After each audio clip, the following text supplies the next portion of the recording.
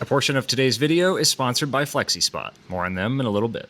It is another day in the Mountain Maker print farm. Been having some issues with the Creality as far as the quality on the bottom surface. I don't know if it's more related to the 0.6mm nozzle that I have installed or if it's something to do with the printer itself. So right now those are just kind of sitting like they always are. I've got to get some yellow push sticks in stock, so I'm going to get those printing out on A1 Mini 2.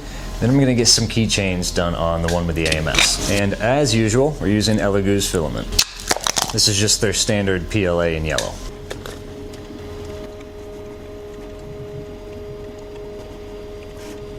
Now that those are running, I have a bunch of stuff that I need to send to Amazon. The priority right now is getting dumbbells over there because, like I said in one of the previous videos, we have like 20 of them left out of the 60 that I sent. So I've got a bunch ready to be assembled down here. I'm gonna get right to it.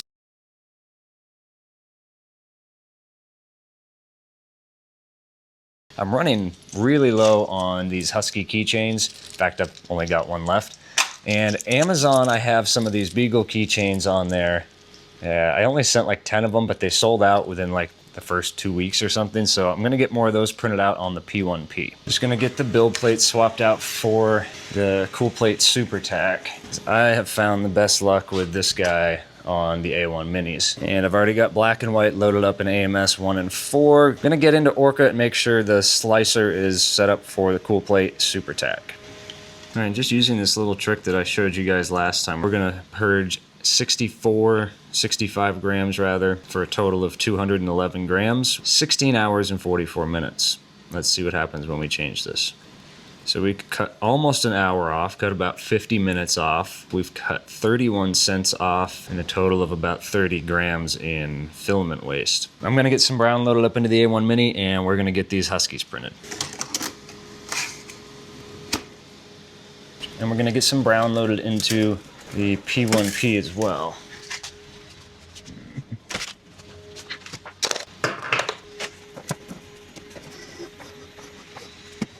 And for the Beagles, I'm using the Cryo Grip plate over on the P1P.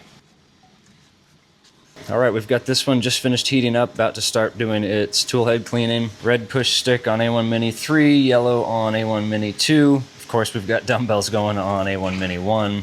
And the P1P is downloading our Beagle keychains. And the Bamboo PETG HF versus Elegoo's Rapid PETG would have been out like last week if it wasn't for a viewer suggestion. One of you suggested I pick up some of the lime green PETG from Bamboo for the Festool color. And I have to say, I appreciate your suggestion.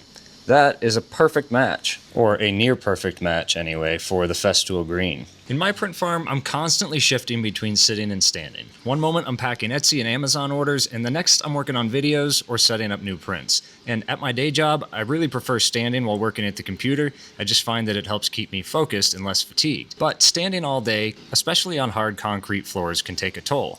I really needed a better solution. So a few months ago, I asked for recommendations on sit-stand desks. So when Flexispot reached out, offering to send one of their E6 standing desks, I couldn't pass up on the opportunity to try it out. I chose their E6 Max dual motor standing desk with a 78 by 30 inch bamboo top. And unlike other brands, Flexispot's desktops are a single seamless piece with no awkward gaps. And this bamboo finish brings an awesome aesthetic to my workshop that blends perfectly with the wood tones in here. The E6 standing desk is designed for flexibility in mind, with optional wheels to move it easily in smaller spaces while still offering a generous work surface. And with dual motors capable of lifting up to 355 pounds, it's built for heavy-duty tasks like yours and mine.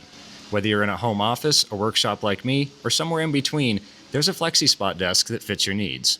One of the things I often need in the shop is a ladder. But with this, I can raise the desk up to ceiling height basically and plug my computer charger in. And here we are.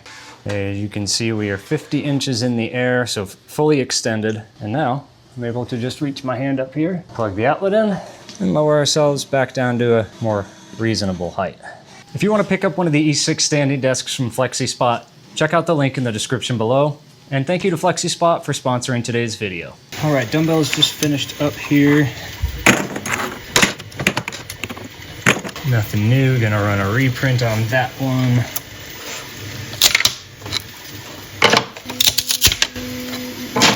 I'm not sure why, but lately, and specifically with A1 Mini 3 and A1 Mini 2, filament's really sticking to the build plate. Like normally I can just pick that right off, Lately I'm having to use these, and I know this has been done for 4 hours, so PLA should release, but I guess I can't complain that it's sticking.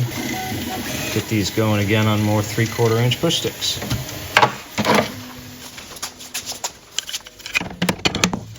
A1 Mini with the AMS is about 66% complete with the Huskies. And the P1P looks like we're about the same. We got 8 hours, 39 minutes left on the Beagles. And 5 hours and 19 minutes left on the Huskies. Eight hours later. All right, so we've got our Beagles done, dumbbells, 2 push sticks, and the Husky keychains. I'm gonna get another batch of these Huskies going on the A1 Mini. Of course, we're gonna start up some more push sticks and dumbbells, and I'm gonna get some dumbbell rods printed out on the P1P.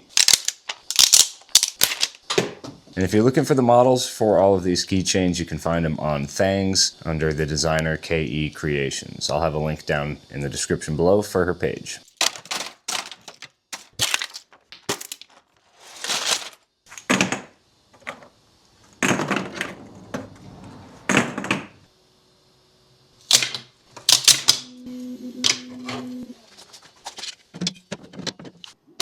So while I do use Elegoo pretty much exclusively for every print here in the farm, come on Elegoo.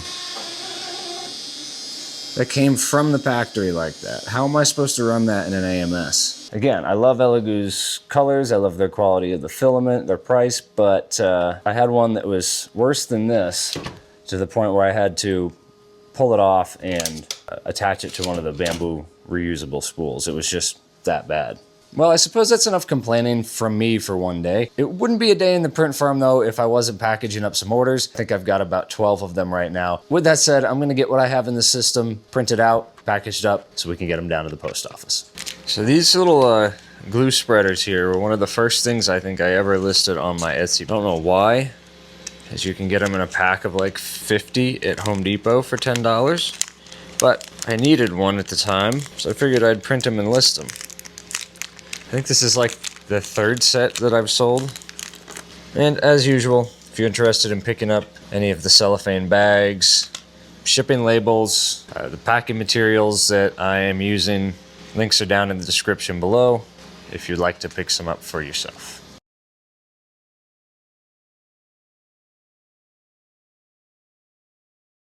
And last but not least today, we got a couple new machines in. Talked about them in a couple videos ago. We got the FlashForge Adventure 5M Pro. So far, so good on this. I had to adjust the Z offset a little bit. It was far too close to the machine when I first went to print with it. You see here, it was basically scraping the bed. And as I adjusted it and played around with the settings, we kind of got it dialed in a little bit better. This is ASA from FlashForge. I bought this a couple days ago and I've had it drying out preparation for this printer to come in. This is pretty much the first print on this machine, the one I've done anyway, aside from our little mishap here.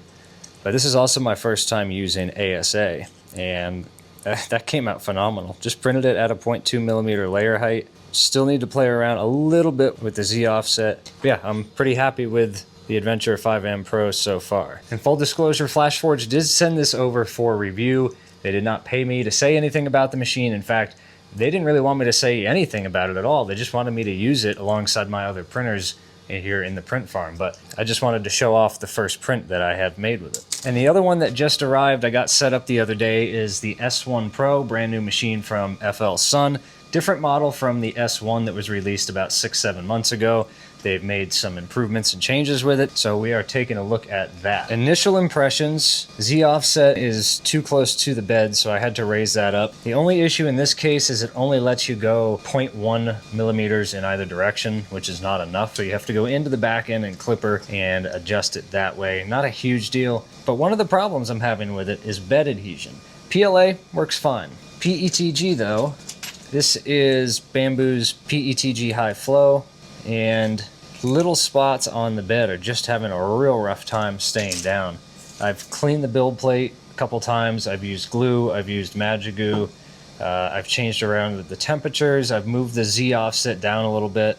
I did notice right off the bat that it seems like the nozzle is you know, in the center here it's perfect, but as it gets further towards the right, it seems like the bed is dropped down a little bit, and as it gets closer this way, it seems like it's closer to the nozzle. And if we look inside of Orca Slicer, we can go and look inside of Clipper in the bed mesh, and you can actually see that it's pretty sloped in that direction. I don't know if there's a way to adjust that in here. Theoretically, the bed mesh should help calibrate for that, but I have not really seen that so far. So with that said, I'm gonna reach out to my rep at FL Sun and see if they have any recommendations on getting that bed a little bit more level. Overall, the print quality is phenomenal on it. Prints are pretty strong with it. This is printed out of Bamboo's PETG AHF. You can see I wasn't having any issues with it, and maybe it's just the torture toaster is, you know, torturing it too much. But this came out fine. Little blob on the top there. It doesn't have a filament cutter, and it doesn't seem to have a way, like once it stops printing, it just starts lifting up, so you get that little blob that's on the top there. Maybe there's a way to fix that, or maybe add some G-code to the file end G-code area inside of Orca Slicer. The other thing I picked up to try out is some Fiberon from Polymaker. This is PA6 CF20. Nothing I have ever used before. In fact, I don't even have a good way of drying it. My little filament dryer over there only gets up to 50 degrees Celsius, which is only half of what they recommend for drying the nylon carbon fiber out. So I may end up using my air fryer. It recommends 100 degrees Celsius, which is 212 degrees Fahrenheit for 10 hours. That seems a bit much to me, but I'd rather it be dry before I go to print with it, because I really don't want to ruin an extruder. This seems like this is the kind of material that you mess it up and you might need a whole new extruder head. I don't know, I've never played around with it before, but I don't really want to find out. So far, my impressions on the FL Sun S1 Pro. Good machine, needs a little bit of tuning, and I think we can get it figured out ridiculously fast. These take about 2 hours and 58 minutes or so on any of the Bamboo Lab machines. They're a little faster on the P1P, just because it has a faster acceleration. An hour on the FL Sun. And obviously the print quality is still pretty good. There's a little bit of a ringing or a layer shift here, but overall it's just as strong as any of the ones off of the Bamboo Lab machines, and almost 2 hours quicker. The only thing I'm concerned about so far with the FL Sun is consistency. With the Bamboo machines, I can just kind of reprint, not worry about it. The FL Sun, I've had a few quirks with it, so I'm curious to see if maybe it's something that can be fixed with a software update, or if that's just going to require a little bit more tuning on my end. If you enjoyed today's video, be sure to hit the thumbs up button. It lets YouTube know this is the type of content you enjoy seeing. And if you don't want to miss out on the next video, hit that subscribe button and the notification bell so you'll get notified as soon as the next one comes out. And I just want to say thank you one more time to Flexispot for sponsoring today's video. Again, if you want to pick up one of the E6 standing desks for yourself, there is a link in the description below. And I'll see you all in the next video, folks. Take care.